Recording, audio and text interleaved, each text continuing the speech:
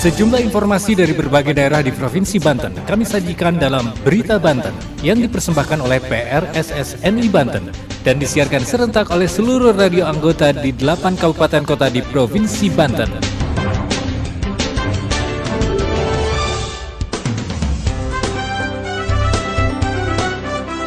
Apa kabar pendengar? Anda kembali bersama kami di Berita Banten PRSSNI Banten edisi hari ini, hari Rabu 11 Oktober 2023. Sejumlah informasi dari berbagai wilayah di Provinsi Banten kami hadirkan kembali untuk Anda yang disiarkan serentak oleh seluruh radio anggota di 8 kabupaten kota di Provinsi Banten.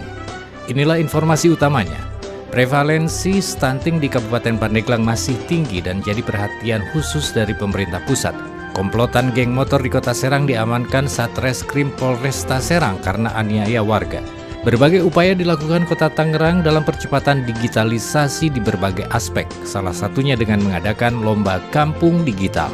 Dan juga pendengar, di Berita Banten kali ini kami hadirkan pula liputan khusus mengenai Provinsi Banten yang mendapatkan penghargaan insentif fiskal sebesar 5,7 miliar rupiah karena dinilai berhasil menurunkan angka stunting.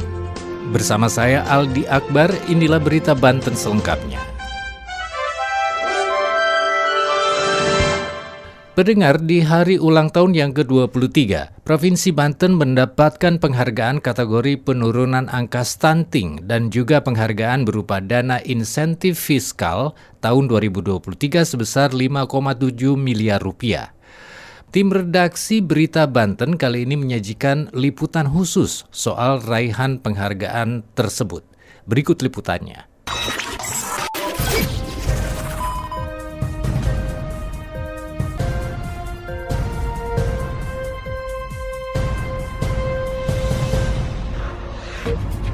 Berhasil tekan stunting, Pemprov Banten raih insentif fiskal 5,7 miliar.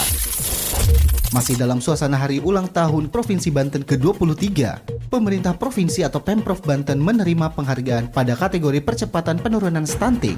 Pemprov Banten mendapatkan penghargaan dana insentif fiskal tahun berjalan 2023 sebesar 5.723.149.000. Penghargaan diserahkan oleh Wakil Presiden Republik Indonesia Kiai Haji Ma'ruf Amin sebagai Ketua Pengarah Tim Percepatan Penurunan Stunting Pusat atau TP2S kepada pejabat Gubernur Banten Al-Muktabar di Istana Wakil Presiden Republik Indonesia Jalan Medan Merdeka Selatan, Jakarta Pusat pada hari Jumat 6 Oktober 2023. Al-Muktabar mengucapkan terima kasih telah diberikan penghargaan kepada Pemprov Banten atas upaya yang sudah dilakukan selama ini dalam penanganan stunting. Menurutnya, penghargaan ini bukanlah sebuah tujuan dari apa yang sudah dilakukan selama ini. Penghargaan ini adalah sebuah efek dari kinerja bersama seluruh stakeholder di Provinsi Banten. Melalui berbagai program yang dilakukan secara bersama-sama dan bergotong royong dengan sungguh-sungguh dan serius. Diungkapkan Pemprov Banten melaksanakan program input yang harus terus dilakukan dalam rangka pencegahan stunting. Salah satunya dengan melakukan tindakan preventif kepada perempuan yang akan memasuki usia pernikahan. Mereka diberikan tambahan vitamin, memberikan pendampingan kesehatan serta edukasi. Di tingkat kuratif, Provinsi Banten melakukan intervensi dengan memberikan bantuan makanan bergizi dan berprotein tinggi seperti telur dan susu. Sedangkan dalam bentuk intervensi khusus, Pemprov melakukannya dengan pendekatan medis. Pada level promotif lanjutnya, Pemprov Banten terus melakukan edukasi kepada masyarakat bersama seluruh stakeholder. Tujuannya, muncul kesadaran bersama di masyarakat untuk melakukan upaya-upaya pencegahan stunting secara mandiri. Dan semua program itu sudah berjalan dan tertata dengan baik, serta terukur melalui gerakan reformasi birokrasi berdampak tematik. Dalam sambutannya, Wapres Kiai Haji Ma'ruf Amin mengatakan, insentif fiskal itu diberikan atas kinerja dan sumbangsih signifikan dalam upaya percepatan penurunan stunting, serta komitmen dan kontribusi terhadap para pihak penerima penghargaan. Wapres juga mengatakan, pemerintah terus berupaya menurunkan angka prevalensi stunting. Tercatat, angka balita stunting di Indonesia pada tahun 2022 sebesar 21,6%, turun dari 30,8% pada 2018. Untuk mencapai target hingga ke angka 14% pada tahun 2024, tantangan yang dihadapi kian berat. Selain keterbatasan waktu dan besaran target untuk dicapai, pemerintah berharap dengan tahun politik, pergantian tampuk pemerintah di pusat dan daerah harus dipastikan tetap mengakomodasi percepatan penurunan stunting sebagai prioritas pembangunan. Wapres meminta kepada saudara-saudara pejabat gubernur, bupati, dan wali kota, serta seluruh organisasi perangkat daerah untuk betul-betul mengawal pelaksanaan program tahun depan, sekaligus memastikan penurunan stunting tetap menjadi program prioritas pada saat transisi pemerintah.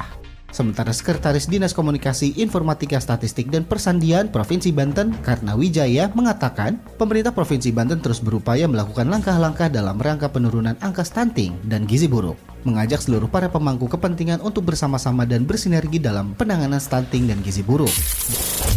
Pemerintah Provinsi Banten terus berupaya melakukan langkah-langkah dalam rangka penurunan angka stunting dan gizi buruk. Dan kami mengajak seluruh pemangku kepentingan untuk bersama-sama dan bersinergi dalam penanganan stunting dan gizi buruk. Karena berdasarkan studi status gizi Indonesia atau SSGI pada tahun 2021, prevalensi stunting Banten sebesar 24,5%.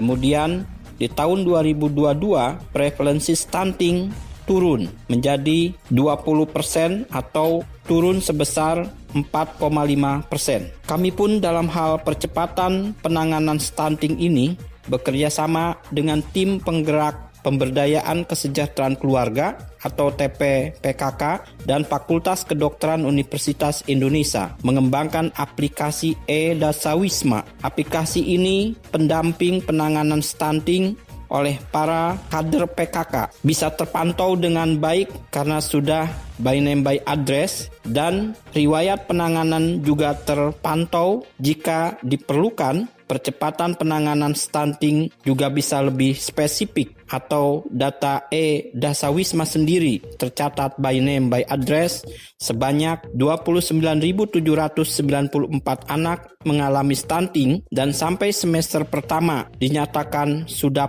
pulih mencapai 19.055 anak, sedangkan sisanya 10.739 anak masih dalam penanganan dan kami targetkan tahun 2023 prevalensi stunting sebesar 12,53%.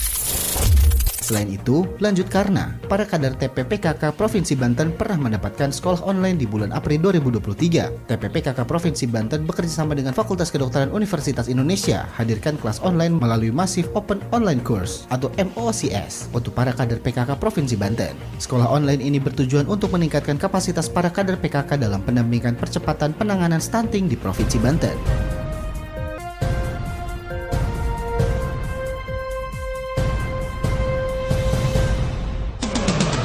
Berita Banten. Anda masih bersama kami di Berita Banten PR SSN di Banten. Pendengar, sekelompok geng motor diamankan Satreskrim Polresta Serang setelah menganiaya warga yang hendak mencari sarapan.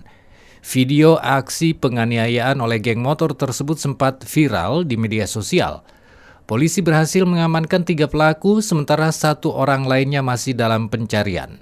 Berikut laporan Mamo Ervanto dari Radio Harmoni FM Serang. Aniaya warga yang akan membeli sarapan, kelompok geng motor Biser diamankan Satuan Reskrim Polresta Kota Serang. Jelas Kapolresta Kota Serang, Kombes Pol Sofwan Hermanto saat menggelar ekspos kasus. Viral video di sosmed aksi pembacokan yang dilakukan oleh 3 orang dari geng motor Biser pada Minggu 2 Oktober 2023 di Simpangan 3 Serdang, Kabupaten Serang sekitar pukul 05 pagi hari. Dalam video nampak 3 kelompok kompotan geng motor Biser sengaja menabrakkan kendaraannya ke pengguna jalan yang tengah melintas, kemudian melakukan kekerasan menggunakan senjata tajam. Kapolresta Kota Serang, Kombes Pol Sofwan Hermanto saat menggelar ekspos kasus menerangkan bahwa komplotan geng motor Biser sebelumnya melakukan aksi terlebih dahulu melakukan pesta ulang tahun bersama beberapa geng motor lainnya. Awalnya komplotan geng motor ini akan melakukan tawuran dengan geng motor lain yang bernama 212 Stres karena tidak bertemu dengan para pelaku. Kemudian para pelaku melakukan kekerasan secara random ke pengguna jalan. Lanjut Kombes Pol Sofwan Hermanto. Dan berikut adalah lengkap kami dengan Kapolresta Kota Serang Sofwan Hermanto. Kelompok berandalan motor ini, saya sebut berandalan motor, usai merayakan ulang tahun salah satu geng motornya yang bernama Kaiser Gang. Ini memang sudah merencanakan akan melaksanakan tawuran dengan geng 21 Stres. Jadi usai merayakan ulang tahun di Ciracas pada hari Minggu dini hari, Selanjutnya, geng motor Kaiser bersama 5 geng motor lainnya menuju ke Kaujon, tepatnya di base camp salah satu geng motor untuk mengambil senjata tajam. Selanjutnya, geng Kaiser bersama 5 geng lainnya menuju Cilegon, melewati persimpangan Serdang, dan saat itu bertemu dengan korban yang akan membeli nasi uduk. Tiba-tiba dihadang, kemudian tabrak dan diayunkan senjata tajam ke korban mengenai bagian paha, kaki bagian tulang kering, dan kaki bagian bawah. Saat ini Polresta Serang Kota masih memburu satu pelaku lainnya serta mencari barang bukti karena masih disembunyikan oleh gerombolan geng motor lainnya. Saya Momo Ervanto, wartawan Harmoni FM Serang melaporkan untuk Berita Banten. Pendengar, untuk mewujudkan e-city, Kota Tangerang terus berupaya melakukan percepatan digitalisasi di berbagai aspek seperti pelayanan publik, transportasi, dan lain-lain. Salah satu upaya yang dilakukan adalah dengan mengadakan lomba kampung digital. Berikut laporan Riama Silitonga dari Heartline Radio Tangerang.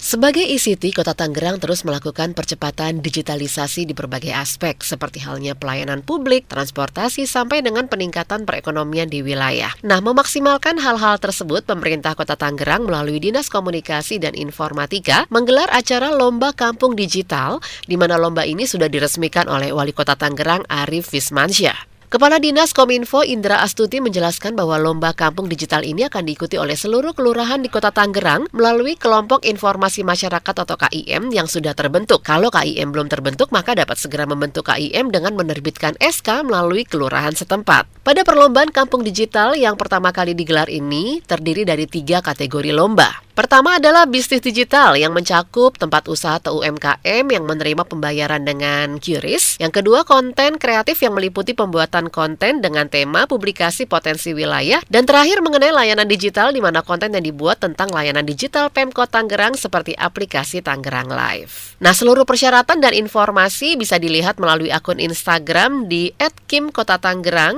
dan pengumpulan output perlombaan terakhir yaitu sebelum tanggal 29 Oktober 2023. Saya Riama Silitonga dari Heartline Radio untuk Berita Banten. Kita beralih ke Pandeglang. Pendengar, penurunan angka stunting di Kabupaten Pandeglang masih jauh dari target nasional. Hingga tahun 2023 ini, prevalensi stunting di Kabupaten Pandeglang masih di angka 24%, jauh dari target nasional yaitu sebesar 14%. Masih tingginya angka stunting di Kabupaten Pandeglang menjadi salah satu perhatian serius dari pemerintah pusat. Berikut laporan Danu Pratama dari Radio Akar Sari Pandeglang. Prevalensi stunting Kabupaten Pandeglang pada tahun 2023 masih di angka 24%, angka tersebut masih jauh dari target nasional yang hanya di angka 14%.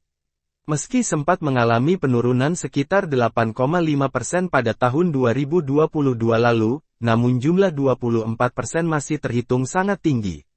Tingginya angka stunting di Kabupaten Pandeglang menjadi salah satu perhatian dari pemerintah pusat. Hal itu juga yang mendorong Ketua 4 Bidang Kesehatan Keluarga dan Lingkungan TPPKK pemerintah pusat, Nana Safriati Safrizal datang langsung ke Kabupaten Pandeglang. Salah satu lokasi yang dikunjungi oleh Nana yakni warga yang berada di Kelurahan Pagerbatu, Kecamatan Majasari, Kabupaten Pandeglang. Nana mengaku kedatangan dirinya beserta rombongan ingin melihat langsung seperti apa penanganan kasus stunting di lapangan. Selain mengunjungi langsung anak penderita stunting, pihaknya juga memberikan makanan tambahan bagi para penderita stunting. Rencananya, makanan tersebut akan diberikan selama 3 bulan ke depan untuk balita di Kabupaten Pandeglang. Di tempat yang sama, Bupati Pandeglang, Irna Narulita mengatakan, Kelurahan Pagerbatu Kecamatan Majasari adalah salah satu dari 10 desa dan kelurahan yang dijadikan lokus stunting. Selama 3 bulan ke depan, wilayah tersebut akan mendapat intervensi khusus dalam pengentasan stunting. Demikian sejumlah informasi yang telah kami sajikan untuk Berita Banten kali ini. Saya Aldi Akbar, sampai jumpa. Terima kasih Anda telah mendengarkan Berita Banten yang dipersembahkan oleh PRSSNI Banten.